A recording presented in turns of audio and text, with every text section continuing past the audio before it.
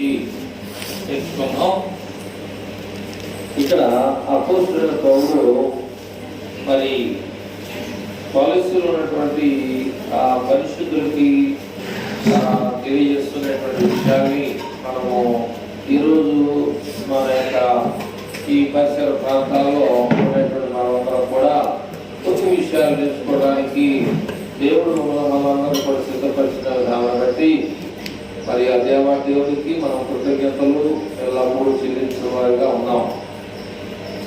ఈ కొలసీలు రాసినటువంటి పత్రికలో ఉన్నటువంటి విషయాల్ని 2వ అధ్యాయంలో ఇంకా అనేక విషయాలు దేవుడు తెలియజేస్తే మనందరికీ బాగుండాలని నేను ఆశపడుతున్నాను.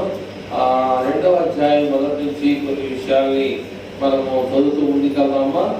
చక్కగా క్లారిటీగా చదివే వాళ్ళు చదవండి, ఎందుకంటే ఇదే వాళ్ళకి కూడా అర్థం అవడానికి బాగుంటుంది. 2వ అధ్యాయం మొదటి నుంచి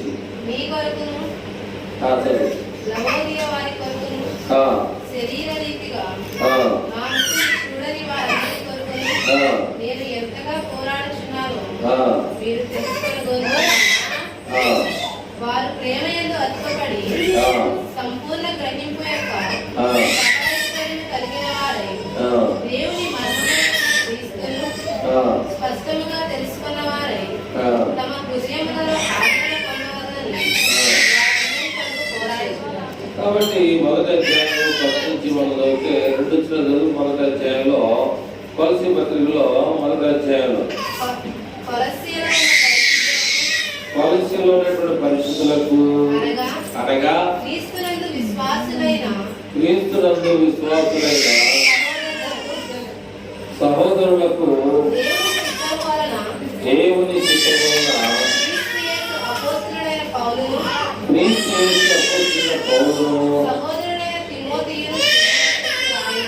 తిమోతియు వారిద్దరు కలిసి శుభమని చెప్పి రాస్తా ఉన్నాం. ఎవరికి విషయాలు తెలియజేస్తా ఉన్నారంటే పరిశుద్ధులు. కాబట్టి పరిశుద్ధులు అంటే క్రీస్తునందు మనమందరం కూడా క్రీస్తు దేవుని కుమారుడని, ఆయన చనిపోయి సమాజం తిరిగి లేచాడని మనం నమ్మి ఆయన ఎందు బాప్తిసం పొందినటువంటి వారిని ఏమంటారంటే పరిశుద్ధులు.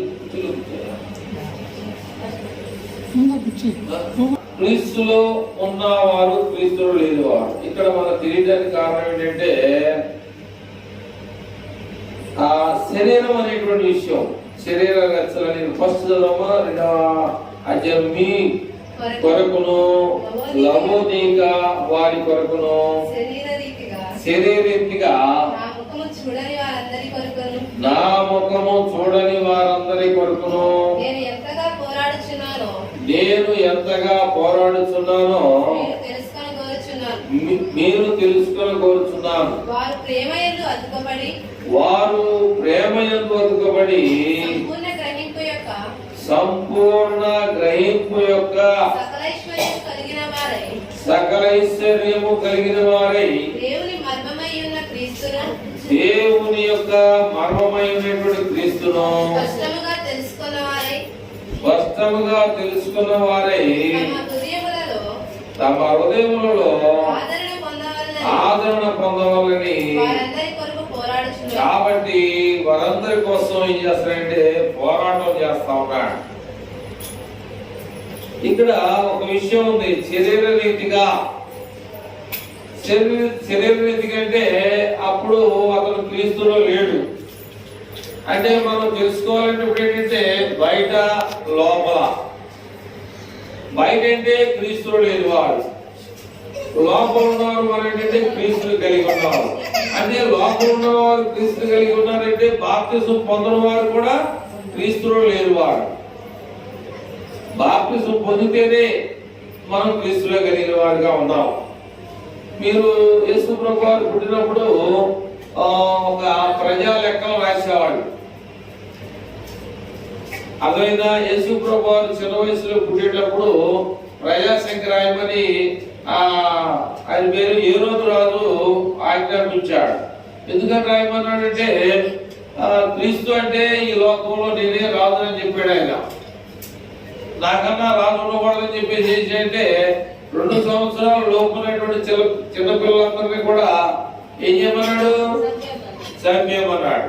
అందుకంటే ఏంటంటే ఈ క్రీస్తు కూడా చనిపోతే ఇక నాకు రాజు అనేవాడు నా ఎదురుగా ఉండడానికి వీల్లేదు కాబట్టి ఇక నేనే రాజును అని చెప్పేసి అది పేరేంటి, ఏ రోజు రాజు ఏమనుకున్నాడంటే శరీరానుసారంగా, అంటే శరీరానుసారంగా ఇంటే ఇక్కడ కాదు, శరీరానుసారంగా వాళ్ళు ఆయన ఏమనుకున్నాడంటే నేనే గొప్పని, నేనే రాజుని, నాకన్నా రాజు అనేవాడు లేడు అనే విషయాలు మనము జ్ఞాపకం చేసుకుంటూ ఉన్నాం. అలాగే ఇంకా మీలో ఎవరైనా రేషన్ కార్డు కలిగిన వారు లేకుండా ఉంటే రాస్తా ఉన్నారు, రాయించుకోండి. రేషన్ కార్డులో పిల్లలుగా ఎక్కించుకున్న వారు ఉంటే కూడా రాస్తా ఉన్నారు, ఎక్కించుకోండి. అట్లాగే మనము గవర్నమెంట్ లో ఉండాలి, ఏదైనా పథకాలు రావాలంటే అలాగే గవర్నమెంట్ లో ఉండాలి. రెండోది ఏంటంటే పాలసీ 2:3 పాలసీ 2:3 కాబట్టి గవర్నమెంట్ లో మనకు కార్డు మనకు ఉండాలి. ఇక్కడ దేవుడు ఏమన్నాయంటే బుద్ధి జ్ఞానముల సర్వ సంపదలు ఆయనయందే క్లుప్తములై ఉన్నవి. గవర్నమెంట్ లో నువ్వు ప్రజా సంఖ్యలో ఉండాలి, దేవుని దగ్గర కూడా నీ పేరు లెక్కింపబడాలి. ఇందాక అనిత అనేటువంటి అమ్మాయి పాట పాడింది. ఏ పాట మీకు తెలుసా?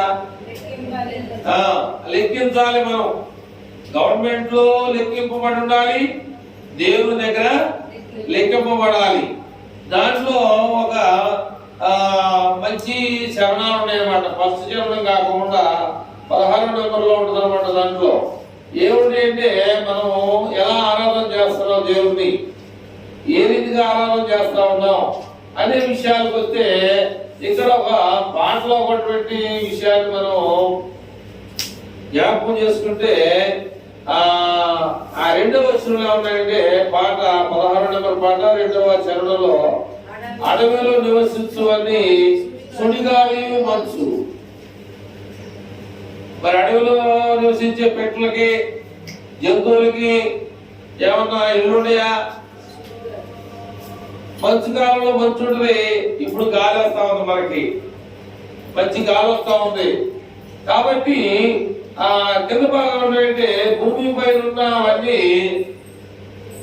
చూడండి. మీరు దేవా ఏమంటున్నాడు అక్కడ? దేవా నిన్నే పొగుడును అన్నాడు. అంటే అడవిలో నివసించే వాడికి దేవుడు ఏం చేస్తే సుడిగాలి మంచునిచ్చాడు. భూమి పైన ఉన్నటువంటి వాటికి ఏం చేస్తే ఎవరిని పోవడాలన్నాడు? పెట్టలే పక్షులన్నీ కూడా మొట్టమొదటిగా మనం లేపేటువంటి జంతువులు పక్షులు ఏంటంటే పెట్టలు. అవి మనకి ఉదయం 5 గంటలకి మనం డ్యూటీకి పోవాలంటే లేపుతూ ఉంటాయి అన్నమాట. అట్లాగే ఇక్కడ దేవుని యొక్క ఆలోచనలో మనం ఉన్నటువంటి వారిగా ఉన్నటువంటి మనం ఆలోచన చేస్తే 2వ అధ్యాయము 2వ వచనంలో 3వ లైన్లమ్మ 3వ వారు ప్రేమయందు అతుకబడి సంపూర్ణ గ్రహింపు యొక్క సకలైశ్వర్యమును కలిగిన వారై దేవుని విధానములు మర్మముగా ఉన్నటువంటి క్రీస్తును స్పష్టంగా అంటే స్పష్టం అంటే ఏంటి? నాకు వెయిట్ చేసి జలుబు వల్ల నా మాట స్పష్టంగా రాట్లా. కాబట్టి ఇక్కడ మాట స్పష్టంగా రాపని పర్వాలేదు, కానీ ఇక్కడ మనం ఎలా ఉండాలి అంటే వారు ప్రేమయందు అదుకబడి సంపూర్ణ గ్రహింపు యొక్క సకలైశ్వర్యము కలిగిన వారై దేవుని యొక్క మరమైనటువంటి క్రీస్తును ఎలా తెలుసుకోవాలంటే ఖచ్చితంగా, స్పష్టంగా అంటే ఖచ్చితమైన విధానం. అంటే మీలో నాకన్నా పెద్దవాళ్ళు ఉన్నారు, నాకు పొద్దున పైన ఉందనమాట, ఇక ఆ తర్వాత చిట్టి ముందు అనుకున్నాను పెద్ద చిన్నదేనా. అంటే మా చిన్న వయసులో మాటలు వేస్తానికి వచ్చేవాళ్ళు. సరైనటువంటి స్థితి ఉండి లేనటువంటి పరిస్థితి, మాటలు బకెట్లు మాటలేస్తాం, రాగి బిందులకి ఇతర బిందులకి మాటలేస్తాం అని చెప్పేసి అన్నప్పుడు మీకేమన్నా గుర్తు వస్తుందా బైబిల్లో? ఇక్కడ రాశాడు కదా, అర్థం కాలేదా? వారు ప్రేమయందు అతుకబడి 100 రూపాయలు 50 రూపాయలు తీసుకొని పోయాడు సచ్చినాడు, అది అతుక్కున్నది ఊడిపోయింది, నీళ్ళు కాలిపోతాయి అంటావు, మాటేసినోడు తిడతాం. కానీ వాడేంటంటే వాడి వృత్తి మాటేసాడు, అది సరిగ్గా అతికిందో లేదో మనకైతే తెలియదు. కానీ ఇక్కడ నువ్వు నేను దేవుని ప్రేమలో ఏం చేయాలి? ఒక నీకు నచ్చినటువంటి గులాబీ మొక్క ఒక్క పువ్వు పూసింది, అది ఎంతో అందంగా ఉంటది. అలాంటి చెట్టు మా ఇంటికాడ బతికితే బాగుంటుందని మీలో కొంతమంది అనుకుంటారు, కానీ అది బతకదు. అట్లా ఇక్కడ మనం దేవుల్లో ఏం చేయబడాలంటే అంటు కట్టబడాలి.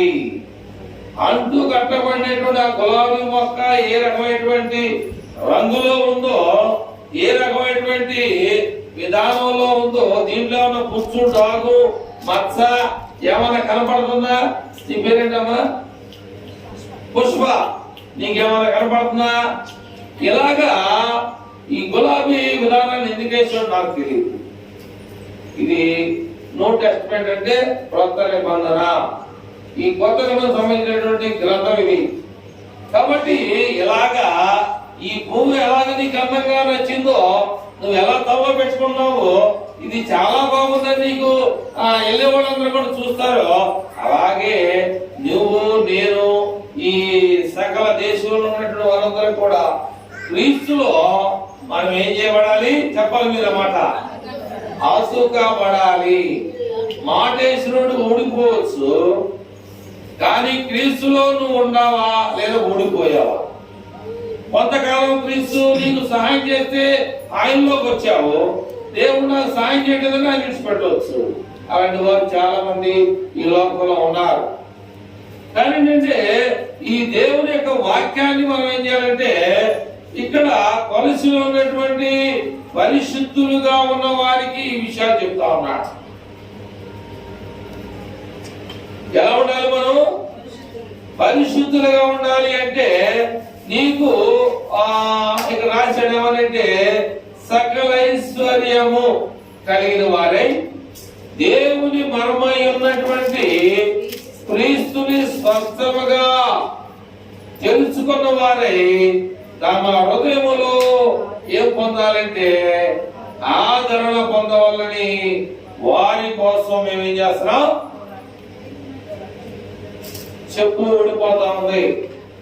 ఒకసారి మనం పెడతాం, లేదా రెండోసారి పెడతాం, మూడోసారి కూడా మన ఎమ్మటి రాలేదనుకో దాన్ని తీసి పారేస్తాం. అలాగే దేవుని యొక్క సేవకులు కూడా ఏంటంటే, వారు చెప్పడం వరకే వాళ్ళ డ్యూటీ, వినటం మీ డ్యూటీ, మీది అనుసరించే డ్యూటీ మీది. ఆయన ఏం చెప్తున్నాడు అన్నది మీరేం చేయాలంటే గ్రంథాన్ని మనం పరిశీలన చేయాలి. గ్రంథంలో ఉన్న విషయాల్ని మనం ఏం చేయాలంటే క్షుణ్ణంగా తెలుసుకోవాలి, స్పష్టంగా తెలుసుకోవాలి. ఇక్కడ ఏం రాశాడంటే సంపూర్ణ గ్రహింపు, సంపూర్ణ గ్రహింపు. గ్రహించే విషయాలు కూడా విని విన్నట్టుగా ఉండకూడదు, సంపూర్ణంగా తెలుసుకోవాలి.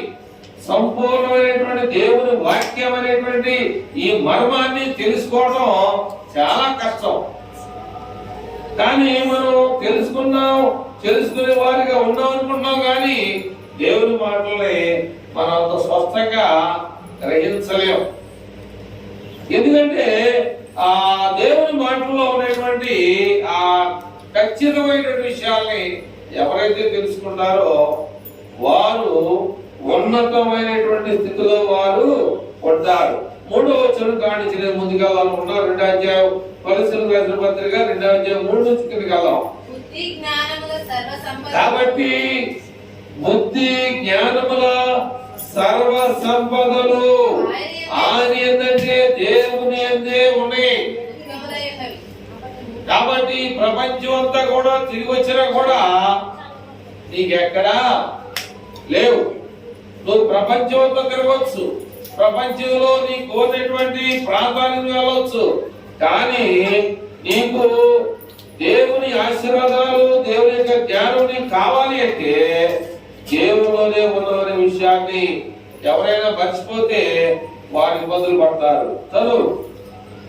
ఎవడైనను చక్కని మాటల ఎవడైనను చక్కని మాటల చేత మిమ్మల్ని మోసపరచుకుంటున్నట్లు మిమ్ములను మోసపరచుకున్నట్లు ఈ సంగతిని చెప్పుచున్నాను. ఈ విషయాన్ని మీకు తెలియజేస్తున్నా. నేను శరీర విషయములో దూరముగా ఉన్నను. ఇక్కడ ఏమన్నాయంటే నేను ఆత్మ సంబంధంగా ఉంటూ శరీర విషయం అంటే ఏంటి? శరీర కోరికలు మనకు తెలుసుగా. ఏమంటే శరీర కార్యాలు ఎలా ఉంటాయి? ఎలా ఉంటాయమ్మా శరీర కార్యాలు? గలతీ 5వ అధ్యాయము 21 నుంచి ఉండదు అనమాట. గలతీయులకు రాసినటువంటి పత్రికలో 5వ అధ్యాయం 21 నుంచి శరీర కార్యములు స్పష్టమైన అక్కడ ఆయన చెప్పే ఆయన కూడా పౌలు ఏమంటాయంటే శరీర కార్యాలు ఎలా ఉన్నాయంట? స్పష్టమైన తప్పుగా లేవా? ఆయన చెప్తున్నాడు, మాట కరెక్ట్గా చెప్తున్నాడు. స్వస్థం అంటే ఖచ్చితం. శరీరం ఉండేటువంటి కార్యాలు ఎలా ఉంటాయంటే స్వస్థమై ఉన్నవి.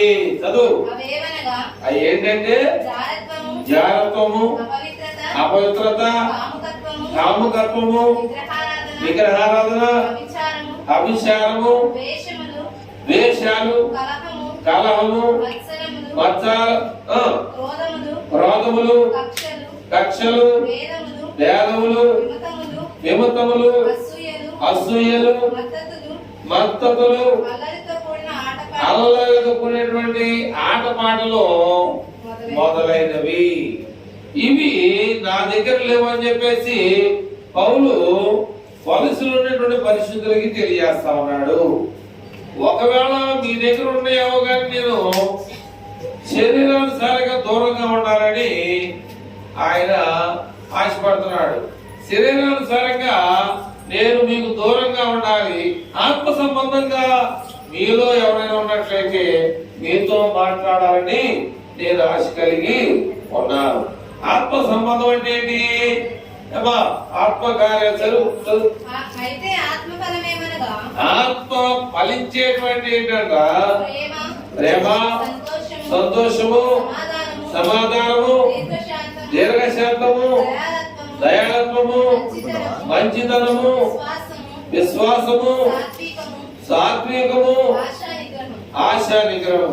కాబట్టి ఇవి కలిగి ఉన్నారంటాడు అపోస్తలుడైన పౌలు. అయితే ఇక్కడ 8వ వచనాన్ని మనం చూస్తే కొలస్సీయులకు రాసిన పత్రిక 2:8 ఏమున్నాయంటే అంటే దేవుణ్ణి అనుసరింపక మనుషుల పారంపర్యాచారమును అంటే ఏంటి? పాత పద్ధతి, పాత కాలం, పాత యొక్క ఆలోచనలు. ఇక్కడ ఏమంటే ఆయనను అనుసరింపక మనుషుల పారంపర్యాచారమును అనగా ఈ లోక సంబంధమైన మూల పాఠాలని అనుసరించి మోసకరమైనటువంటి నిరర్ధక తత్వ జ్ఞానము చేత మిమ్ములను చెరపట్టుకొని పోవాడైనా ఉండునేమో అని జాగ్రత్తగా ఉండండి. కాబట్టి ఇప్పుడు ఎవరున్నారు మన దగ్గర? దేవుడు ఉన్నాడు. దేవుడు తర్వాత ఉన్నారు. ఇక్కడ దేవుడు ఉండొచ్చు. ఇక్కడ నుంచి ఎప్పుడైతే గుమ్మం బయటికి కిందకెళ్ళిపోతామో ఆ గుమ్మం దగ్గర సాతానుడు ఏమంటాడు? వచ్చి ఉంటాడు అన్నమాట. వచ్చి ఉంటే ఎవరు లూజ్గా ఉంటారు, ఎవరు మెత్తగా ఉంటారో, ఎవరు శాతానికి సంబంధిగా ఉంటారో వెంటనే ఆ వ్యక్తిని పట్టేస్తాడు సాతానుడు. లోపల ఉన్నంత వరకు దేవుడు ఏమన్నాడు అంటే, ఎక్కడైతే ఇద్దరు ముగ్గురు నా నామములో మీరు కూడి ప్రార్థన చేస్తారో వారి మధ్యలో నేను ఉంటానన్నాడు. అయితే ఇప్పుడు మన దేవుడు మన మధ్యలో ఉన్నాడు. ఎప్పుడైతే మనం ఈ చర్చి కిందకు పోతామో వెంటనే సాతానుడు మనను పట్టుకోవడానికి పీడించడానికి ప్రయత్నం చేస్తారు. కాబట్టి మనం ఏం చేయాలంటే సాతాను యొక్క తంత్రాల్ని, సాతాను యొక్క ఆలోచనల్ని జయించాలంటే మనం ఏం చేయాలి? దేవుని వాక్యాన్ని మనం ఖచ్చితంగా పట్టుకోవాలి. దేవుని వాక్యంలో మనం అతకబడాలి. అప్పుడు దేవుడు మన యొక్క స్థితిని, మన పరిస్థితులను, మనకున్నటువంటి ప్రతి ఆలోచనలు కూడా దేవుడు చూసి ఏం చేస్తాడంటే 128వ అధ్యాయము మొదటి వచనాన్ని మనం చూస్తే 128వ అధ్యాయము కీర్తనాకారుడు 128వ అధ్యాయము మొదటి వచనాన్ని చదువుతూ ముందుకెళ్దాం. యెహోవా యందు భయము భక్తి కలిగి ఆయన త్రోవల యందు నడుచు వారందరూ ధన్యులు. నిశ్చయముగా నీవు నీ చేతుల కష్టార్జితను అనుభవించవు. నీకు నువ్వు ధన్యుడవు, నీకు మేలు కలుగును. నీలోగిట నీ భార్య ఫలించు ద్రాక్షవల్లి వలె ఉండును. నీ భోజనము బల్ల చుట్టూ నీ పిల్లలు ఒలీవ మొక్కల వలె ఉందురు. యెహోవా యందు భయము భక్తి కలిగిన వాడు ఇలా ఉంటాడు. ఎక్కడ? సియోనులో నుండి దేవుడు నిన్ను చూస్తాడు. ఎందుకని? నీకున్న భయాన్ని, నీకున్న భక్తిని దేవుడు చూసి సియోనులో నుండి దేవుడు నిన్ను ఆశీర్వదిస్తాడు. ఒక విషయాన్ని మనం జ్ఞాపకం చేసుకుంటే, ఇప్పుడు ఎవరన్నా ఫీల్ అవుతున్నారు. ఒకసారి ఎవరంటే నోతికరైనటువంటి గ్రామంలో తాగుబోతు అన్న తర్వాత వాడి రోసం వచ్చి బయటకు వచ్చేసి నేను తాగుబోతున్నా అన్నాడు. ఆడు అంటే ఏంటి? తాగవాడు తాగకుండా ఉంటాడు, తాగుబోతు అంటాడు. అంటే ఏంటి? తాగవాడు ఊరుకోడాడు. అట్లా కాఫీ వాడు ఉన్నాడు, వాడికి 1000 రూపాయలు పని, రోజుకి 1000 రూపాయలు. అంటే ఎవరి పేరు ఎత్తే వాడికి బాధ. వాడి ఇంటికి ఎంత ఎత్తుకెళ్తాం మనకెందుకు అనుకోవచ్చు. కానీ 1000 రూపాయలు 500 తాగేస్తాడు, 500 ఇంటికి ఎత్తుకెళ్ళాలి తెలియదు అన్నాం అనుకో, అది తప్పు అవుతుంది. అట్లా ఇక్కడ నీవు నీలోగిన భార్య ఫలించు ద్రాక్షవల్లి వలె ఉండాలి అంటే మనం ఏం చెప్తున్నాం? దేవుడు ఏం చెప్తున్నాడంటే, నీ దేవుడు అనేటువంటి యెహోవా మాట నువ్వు వినాలి శ్రద్ధగా. అంటే ఆడేమంటాడంటే నేను తాగుతానంటాడు, ఆడేమంటాడంటే నేను ఖర్చు పెట్టుకుంటానంటాడు, ఆడేమంటాడంటే మనోడి పేరు సోమేశ్వరరావు ఏమంటాడు, నేను ఏదైనా తింటానంటాడు, నా ఇట్లు నా డబ్బులు పెట్టి అంటాడు. తినొచ్చు, తాగొచ్చు. అందుకని దేవుడు ఏమన్నాడు? దేవుడు అలా ధనవంతుడు అన్నాడు. ఏమని? నా ప్రాణమా తిను, తాగు, ఎంతకాలంగా సుఖించు అన్నాడు. దేవుడు ఏమన్నాడు? ఒరే వెర్రివాడా, ఈ రాత్రి నీ ప్రాణాన్ని ఒకవేళ నేను కావాలని అడిగానుకో, ఈ గోడలు ఏమైపోతే, ఈ ఒడ్లు ఏమైపోతే, ఈ ధాన్యం ఏమైపోతేనో ఆయన అన్నాడు. కాబట్టి నువ్వు తాగడం తప్ప బాబు అంటే ఆడేమన్నాడు? సేవకుడిని నువ్వు బోధించడం తప్ప అన్నాడు ఆడు. అది దేవుడు ఏమన్నాడు? ధనవంతుడు ఏమన్నాడంటే నా ప్రాణమా పక్కోడికి పెడతాడు, పక్కోడికి పెడతలా. ఏమన్నాడు? ఈ ప్రాణంతో తిను, తాగు అన్నాడు. ఆడేం చేస్తాడంటే, ఒకడు తాగి వచ్చి ఏం చేస్తాడంటే నేల మీద పడుకొని నేల మీద పడుకొని అన్నం ప్లేట్లు వేసి తేడా చేసాడు, పీట మీద వేసుకొని పీట మీద తింటున్నాడు. ఆ తప్పుడు అంటే ఊరుకుంటాడా? ఊరుకోడు. అంటే ఎవరిని ఉద్దేశించి మాట్లాడేది కాదు, సందర్భాన్ని బట్టి మాట్లాడుతున్నాం. ఒకరిని ఉద్దేశించి వాళ్ళని కించపరిచి వాళ్ళని తప్పుగా చూపించాలనేటువంటి ఉద్దేశం కాదు. వాళ్ళ పిల్లలు బడికెళ్తున్నాడు, అయ్యా నువ్వు సెంటర్లో వెళ్ళు, ఏ బాధ లేదు అని చెప్పి చెప్తావా? రోడ్డుకి మధ్యలో వెళ్ళు అని చెప్తావా? ఎందుకని చెప్పం? తెలియట్లేదా? తెలుసు. ఎందుకంటే మధ్యలో కార్లు వస్తాయి, ఆ తగిలితే మనకి ఇబ్బంది అవుతుందని చెప్పేసి ఒక పక్కన నిలమని మనందరూ తెలిసినటువంటి వాక్యం అది. కాబట్టి దేవుని యొక్క మాటల్ని ఇక్కడ ఆలోచించేసి ఏంటంటే, ఆయనను అనుసరింపక మనుషుల పారంపర్యాచారమును అనగా ఈ లోక సంబంధమైన మూలపాఠములను అనుసరించి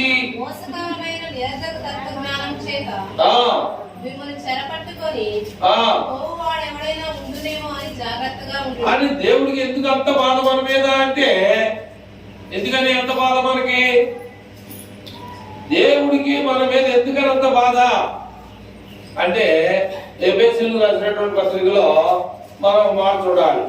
ఎఫెసీయులకు రాసిన పత్రిక 1:3 చదివితే దేవుడు మనల్ని ఏం చేస్తున్నాడు, ఏం చేయమంటున్నాడా? మన ప్రభువైన యేసుక్రీస్తు యొక్క తండ్రియగు దేవుడు స్తుతింపబడును గాక. ఆయన క్రీస్తునందు పరలోక విషయములలో ఆత్మ సంబంధమైన ప్రతి ఆశీర్వాదమును మనకు అనుగ్రహించారు. ఎందుకని? ఆత్మ సంబంధమైన ప్రతి ఆశీర్వాదాన్ని మనకు అనుగ్రహించాలన్నాడు కదా.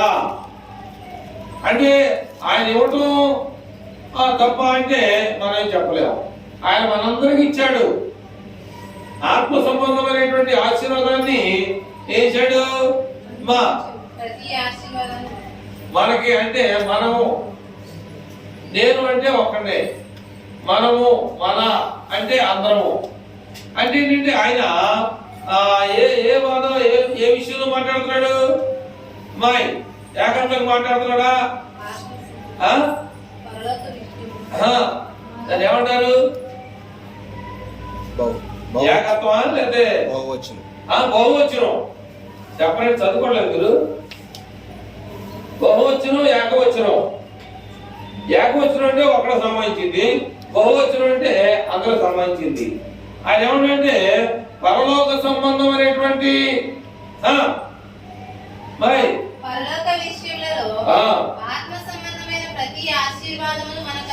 ఇచ్చాడు. ఎట్లనగా తన ప్రియుని యందు తాను ఉచితముగా మనకు అనుగ్రహించిన తన కృపా మహిమకు కీర్తి కలుగునట్లు తన చిత్త ప్రకారమైన దయా సంకల్పము చొప్పున యేసుక్రీస్తు ద్వారా కుమారులుగా స్వీకరించుటకై పరలోకమందున్నటువంటి తండ్రికి కుమారులుగా క్రీస్తు ద్వారా కావాలని మనలను ముందుగా తన కోసం నిర్ణయించుకొని, ముందుకంటే ఎప్పుడు చదువు, మనము తన ఎదుట పరిశుద్ధులము నిర్దోషులమై ఉండవలెనని జగత్తు పునాది వేయబడక మునుపే ప్రేమ చేత ఆయన క్రీస్తులో మనల్ని ఏర్పరచుకోలేదు. కాబట్టి ఎప్పుడు మనల్ని ఏర్పాటు చేసుకున్నాడంటే, మనం లేవనుకో ఒక మాట చెప్తాడంటే, ఈ భూమి మీద ఉన్నటువంటి ప్రజలందరినీ కూడా ఎప్పుడు ఏర్పాటు చేసుకున్నాడు? జగత్తు పునాది వేయబడక మునిపే ముందు ఎవరిని ఏర్పాటు చేసుకున్నాడంటే, తన బిడ్డల్ని అనేటువంటి మనందరినీ కూడా దేవుడు మొట్టమొదటిగా ఏర్పాటు చేసుకున్నాడు. అందుకని ఆయన మనందరి కోసం ఎలాంటి త్యాగం చేశాడు అనే విషయానికి మనం ఆలోచన చేస్తుంటే, ఇక్కడ కొన్ని విషయాల్ని మనం ఆలోచన చేస్తుంటే, దేవుని వాక్యాన్ని మనం ఒకసారి ఆలోచన చేద్దాం. ఇక్కడ ఒక విషయం నాకు గుర్తొస్తుంది, కానీ చదువుగా ఎబ్రీయులకు రాసినటువంటి పత్రికలో 4వ అధ్యాయంలో 4వ వచనము,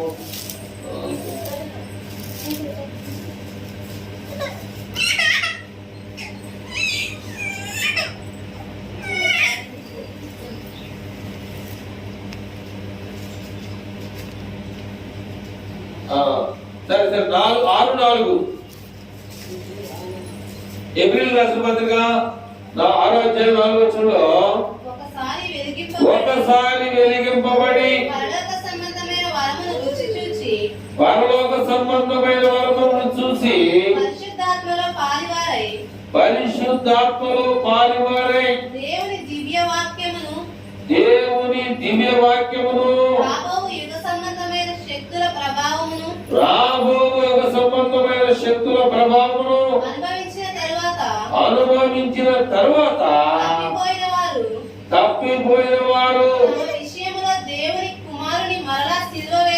తమ విషయములో దేవుని కుమారుని మరలా సిలువ వేయచ్చు బాహాటముగా ఆయనను అవమానపరుచున్నారు కనుక మార్పు చెందాలనేటువంటి ఆలోచన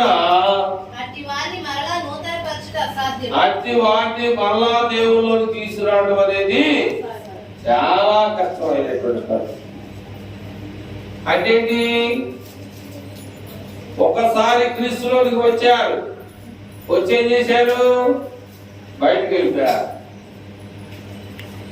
వెలిగింపబడి ఏం చేశారంటే ఇక పరలోక సంబంధమైన విషయాలు తెలుసుకోవాలని వాళ్ళ ఆశ కలిగినా కూడా దేవుడు అక్కడి నుంచి వాళ్ళు ఏం చేశారంటే బయటికి పంపించే పద్ధతి అక్కడ జరుగుతూ ఉందన్నమాట. అలాగా మనం ఉండొద్దనేది ఇక్కడ అపోస్తలుడైన పౌలు కొలస్సీలో ఉన్నటువంటి సంఘానికి ఈ విషయాన్ని తెలియజేస్తూ చెబుతూ ఉన్నాడు. అయితే ఇక్కడ 11వ వచనాన్ని మనం ముందుకెళ్దాం. కొలస్సీలకు రాసిన పత్రిక 2వ అధ్యాయం 11 నుంచి ముందుకెళ్దాం. మీరును క్రీస్తు సున్నతి యందు శరీరంతో కూడినటువంటి స్వభావమును విసర్జించి అంటే పారేసి ఆయన యందు చేతులతో చేయబడినటువంటి సున్నతి పొందితిరి. మీరు బాప్తిస్మమందు ఆయనతో కూడా పాతిపెట్టబడిన వారై ఆయనను మృతుల్లో నుండి లేపినటువంటి దేవుని యొక్క ప్రభావమందు విశ్వసించుట ద్వారా ఆయనతో కూడా లేచితిరి. మరియు అపరాధముల వలనను శరీరమందు సున్నతి పొందక ఇండుట వలనను మీరు మృతులై ఉండగా దేవుడు అనగా పరలోకమందున్నటువంటి తండ్రి దేవుడు రూపకమైన ఆజ్ఞల వలన రుణము అంటే అర్థం ఏంటి మీకు తెలుసా? తెలుసు చెప్పలా. రుణం అంటే ఏంటి? బాకీ లేదా అప్పు. రుణం అంటే ఏంటంటే బాకీ, రెండోది అప్పు. ఇక్కడ ఏమన్నాడు దేవుడు? మీరు మృతులై ఉండగా దేవుడు రాతరూపకమైన ఆజ్ఞల వలన మన మీద రుణముగాను మనకు విరోధముగాను నుండిన పత్రాన్ని మేకులతో సిలువకు కొట్టి దాని మీద చేరాతను తుడిచివేసి మనకు అడ్డము లేకుండా దానిని ఎత్తివేసి మన పాపాలన్నింటినీ కూడా క్షమించి ఆయనంటే క్రీస్తుతో కూడా మనను జీవించడం అంటే బ్రతికించడం. ఆయన ప్రధానులను అధికారులను నిరాయుధులుగా చేసి శిలువ చేత జయోత్సవముతో వారిని పట్టి తెచ్చి కనుక మనందరి మీద ఉన్నటువంటి రుణాన్ని దేవుడు ఏ రీతిగా తీసివేసాడంటే ఆయన గొల్గోతాను పడేటువంటి ఆ స్థలము కింద ఊరు దగ్గర నుంచి కొండ మీద వరకు ఆయన్ని బాహాటంగా కొట్టారు. ఆయన్ని అందరూ చూసేటట్టుగా ఒక తిరణాలలాగా, ఒక గంగిరేదులు ఆడేటట్టుగా, ఒక ఏమంటారు కోడి పందాలు ఆడేటట్టుగా, లేదనుకుంటే తోలు బొమ్మలు ఆడేటట్టుగా యేసు ప్రభు వారిని తప్పు చేసిన వాడిగా ఆ పురవీధులలో కొట్టుకుంటా తీసుకొని పోయి ఆ గొల్గోతా అనబడేటువంటి ఆ స్థలంలో ఆ శిలువ మీద రుణాన్ని కూడా, ఆ రుణం అనేది మన మీద లేకుండా, మన బిడ్డల మీద లేకుండా, ఆ పాపాన్ని మన మీదకి రానికోకుండా ఆయన చేరాతను తుడిసివేసి మనను జగత్తు పునాది వేయబడక మునిపే ప్రేమ చేత. జగత్తు పునాది అంటే ఏంటి? జగత్తు పునాది అంటే ఏంటి? మన పాఠంలో పూర్వకాలం జగత్తుకి పునాది లేనప్పుడు అది పాత పాట. దేవుడు దేవుడు చేసే దేవుడు. జగత్తుకి పునాది అంటే ఏంటి? భూమి అనేది లేకముందు, భూమి మీద చెట్లు లేకముందు, భూమి మీద పిట్టలు లేకముందు, భూమి మీద ఎవ్వరు పుట్టక ముందు దేవుడు మనలను ముందుగానే ఆయన ప్రేమ చేత మనలను ఏర్పాటు చేసుకున్నాడు. అయితే మనం ఏం చేస్తా ఉన్నాం అంటే, మనం ఏం చేస్తాం? ఈ లోక సంబంధమైనటువంటి మూల పాఠము తట్టు తిరగటానికి ప్రయత్నం చేస్తా ఉంటాం. మనం పాడుతూ ఉంటాం. ఏమని? ఏది తెలిసినా, ఏది అడిగినా జరిగేది. ఒక అమ్మాయి గురించి మీ అందరికి తెలుసు. 12 సంవత్సరాలు రక్తస్రావంతో బాధపడింది. ఏం చేసిందామో మీరు చెప్తారా? అమ్మా ఏం చేసింది? తన డబ్బు, ఉన్న డబ్బంతా పడకూడదు. ఎవరొచ్చారు శివరాకరికి? ఎన్ని తెలిసినా, ఏది అడిగినా జరిగేది నీ చిత్తం ఉన్నావు కదా. ఏసై ఎక్కడో ఫోన్ చేస్తా ఉన్నాడంట. ఆయన దగ్గరికి వెళ్ళమ్మా నువ్వు బాగుపడతావని. ఎవరో దారిపోయి దారి చెప్పినట్టుగా ఆ యేసు ప్రభు దగ్గరికి వెళ్తే నా ముఖాన్ని చూపించలేను అనుకుంది. ఎందుకు అనుకుంది? ఎందుకు అనుకుంది?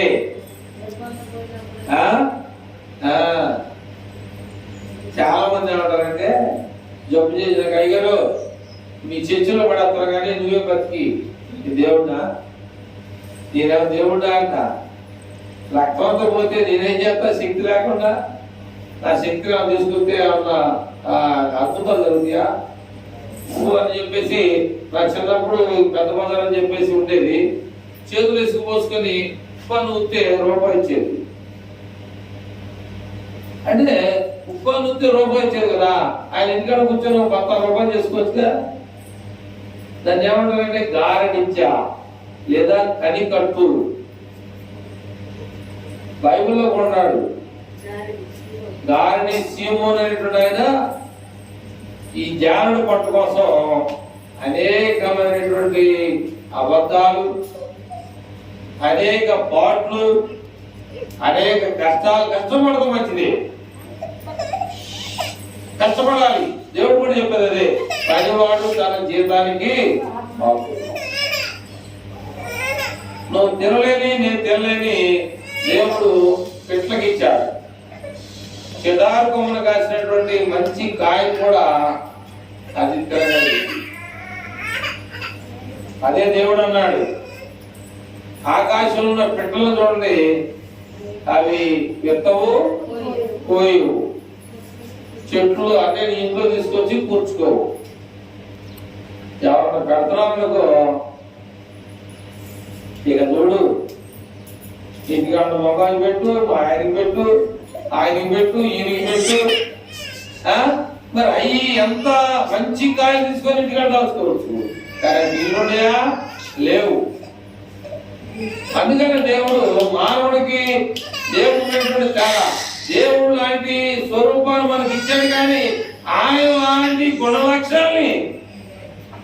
ఉండలేకపోతాము.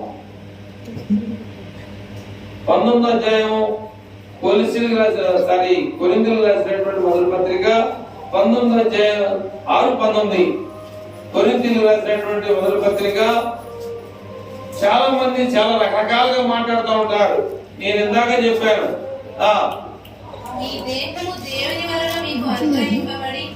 దేహం అనగా మన శరీరం.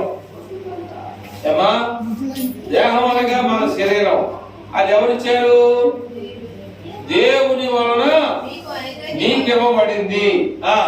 మీలో ఉన్నటువంటి పరిశుద్ధాత్మకు ఆలయమై ఉన్నదని మీకు తెలియదా? ఇక్కడ ఖచ్చితంగా మనం తెలుసుకోవాల్సిన విషయం ఏంటంటే మీరు మీ సొత్తు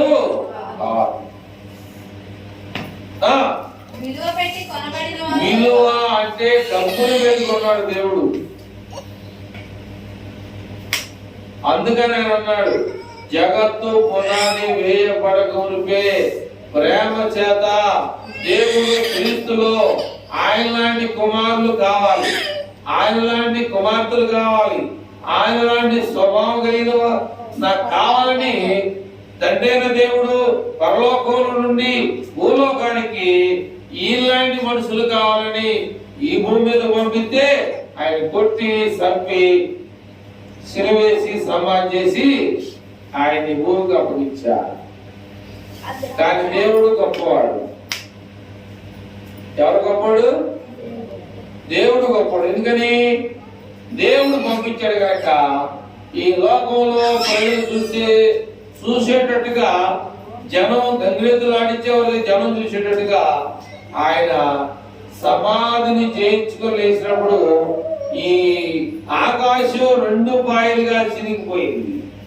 భూకంపం వచ్చింది. సమాధిలో ఉన్నవారు లేపడ్డారు. అనేక మంది చచ్చిన వారు బతికారు. ఆయన చచ్చిపోయిన ఆశీర్వాదమే, బ్రతికున్నా కూడా ఆశీర్వాదం. అటువంటి వ్యక్తిని నీ ఇంట్లో గాని నీలో గాని నువ్వు అతుకించుకుంటావు, లేదా ఒక గులాబీ మొక్కలాగా నువ్వు పెంచుకుంటావు, లేదా ఆయన పక్కన పెడతావు, నువ్వేం చేయాలనుకున్నావో అది నీ ఇష్టం మీద ఆధారపడదు. కనుక దేవుడు మాత్రం అన్యాయస్తుడు కాడు. నాకు దేవుడు అన్యాయం చేసి అనుకున్న వాళ్ళు చాలా మంది ఉన్నారు. అర్థమైందా? దేవుడు నాకు అన్యాయం చేశాడు అనుకున్న వారు కూడా ఉన్నారు. అటు వారిలో నేను ఒకడిని. యానికి ఎందుకు నివేదన ఎవడు పెట్టబాక, నివేదన ఎవడు పెట్టబాక. తర్వాత క్రిస్టియన్స్ గుడికి వచ్చేసాం. 6-7కి ప్లేట్ ఉంది. ఆదివారం పగలు ఏదన్నా మెరీనా బీచ్ మీరు చూసారా? మెరీనా బీచ్ ఎవరు చూసారా? మెరీనా బీచ్ చూసా. మెరీనా బీచ్కి వెళ్ళొచ్చుగా. ఏదన్నా పిల్లలు నాన్నగారు ఏం తెచ్చామని చెప్పేసి అంటారని ఆ మెరీనా బీచ్ లో కొనుక్కుని వెళ్ళొచ్చుగా. అంతకన్నా విలువైన అమెరికాలో ఉన్నాయి. మన దేశంలో కన్నా విలువైన ఎక్కడుండే? అమెరికాలో. ఆ రోజు ఆదివారం వస్తే ఆరాధన చూసుకొని మళ్ళీ వచ్చి రెస్ట్ తీసుకొని సాయంకాలం 6 గంటల కన్నా విమానం అనగానే ఈయన అరగంట ముందే ఉంటాడు. 6 గంటలకు విజయవాడలో 20-25 సంవత్సరాల క్రితం సైకిల్ తొక్కుని 5:30కి రైల్వే స్టేషన్ లో ఉన్నా నేను. 25 సంవత్సరాల క్రితం సైకిల్ తొక్కుని ఇక్కడ 4 గంటలకు బయలుదేరితే అక్కడికి వెళ్ళే వరకు 5:30కి మాకన్నా ముందు ఆయన స్టేషన్ లో ఉన్నాడు. మేము చీకటితో పాటు ఆయన ఎక్కించడానికి వచ్చామని చెప్పేసి ముందుగా మాకు కాపీ చెప్పి ఒక్క పావు గంటలో స్టార్ట్ అవుతుండగా వెళ్ళిపోయి ఆయన బ్యాగులన్నీ చదువుకొని మళ్ళీ వస్తాడు. వచ్చి మా కాపీ ఇప్పించేసి రైలు బండి 6 ఖచ్చితంగా 6 ఎప్పుడైతే కూర్చుందో రైలు ఇంజిన్ ఆర్మేస్తాడు. కాబట్టి నీకు yellow colour green colour light engine దగ్గరలో కొంచెం దూరంలో వెళ్తూ ఉండదు అనమాట. వెంబడి మెల్లిగా స్టార్ట్ అవుతుంది. ఒకసారి ఒక 5 నిమిషాల్లో ఆరంభమవుతుంది, నేను బండిలో ఉన్నాను, నిద్ర చేసాడు అన్నమాట, నువ్వు కిందకి వెళ్ళిపోతుండగా అని చెప్పేసి. అంతటి ప్రేమ కలిగినటువంటి దైవజనులు, అంత ప్రేమ కలిగినటువంటి కొలసినటువంటి పరిశుద్ధులకి అపోస్తలుడు పౌలు, తిమోతి మంచి వివరణ వాళ్ళకి ఇచ్చాడు. ఈ రోజు నేర్చుకునే అవకాశం దేవుడు మనకి కలిగించాడు. కాబట్టి ఒక విషయాన్ని మీరు గుర్తు చేసుకోవాలి. ఏమని చెప్పాడమ్మా? కొరింథీయులకు రాసిన పత్రికలో 6:19 ఏమనంటే, మీరు మీ సొత్తు విలువ పెట్టి దేవుడు మనను కొన్నాడు, డబ్బులు ఇచ్చి కొన్నాడు. కానీ మనల్ని ఎప్పుడు పిలుస్తాడో మన తల్లిదండ్రులు తెలియదు. నీ కన్నా బిడ్డల్ని కూడా నీ ఆశక్తిని నీకు తెలియదు. నేను కన్నా బిడ్డలకి ఏ సంగతి అయినా నాకు తెలియదు. దేవుడు డబ్బులు పెట్టుకున్నాడు, తన రక్తం ఇచ్చి కొన్నాడు, తన రక్తాన్ని దారపోసి మనల్ని కొన్నాడు. అంతేగాని ధనవంతులాగా నా ప్రాణమా తిను తాగు సుఖించు, ఎన్ని సంవత్సరాలని గోలోకంలో ఉండు అనడానికి మొదలు. ఒరే వెర్రివాడ, దానికి తెలుగులో అర్థం ఏంటంటే బుర్ర లేని వాడే అర్థం. ఏమైతే అవుతుందండి. కాబట్టి ఆయన అన్నాడు ఏంటంటే, ఆయన బుర్ర ఉంటే సరిగ్గా అనడం. అందుకని దేవుడు ఏమన్నాడంటే కొలసి 2:3 బుద్ధి జ్ఞానములు సర్వ సంపదలు దేవుల్లోనే ఉండే. నువ్వు 12 సంవత్సరాలు రక్తస్రావం కలిగిన స్త్రీలాగా నేను తిరుగుతానని తిరగవచ్చు. లేదు, దేవుని దగ్గరే ఉన్నాయి, ఎక్కడైతే పడ్డానో అక్కడే నేను లేగాలనుకుంటే నువ్వు దేవుళ్ళు పడు, దేవుడు నిన్ను లేపుతాడు. కళ్ళు మూసుకుందాం, ప్రార్థన చేసుకుందాం.